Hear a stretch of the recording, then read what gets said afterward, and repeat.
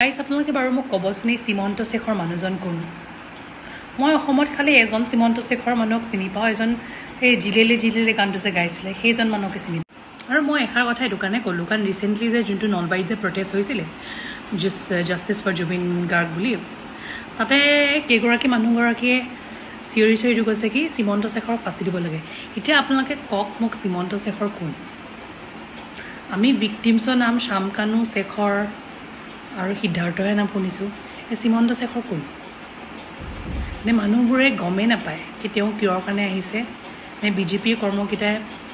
তেওঁ কৈ নিদিলে কি কিয় আন্দোলন কৰিব কাৰ কাৰণে কিহৰ কাৰণে আন্দোলন কৰিব লাগে এইটো দৃশ্য বহুত দুখ লগা দৃশ্য কাৰণ এইপিনে আমাৰ গৰিমা গাৰ্গে প্ৰতিদিনে কৈ আছে কি ন্যায় লাগে আৰু এইপিনে মানুহবোৰে সেইটো ধেমালি কৰি আছে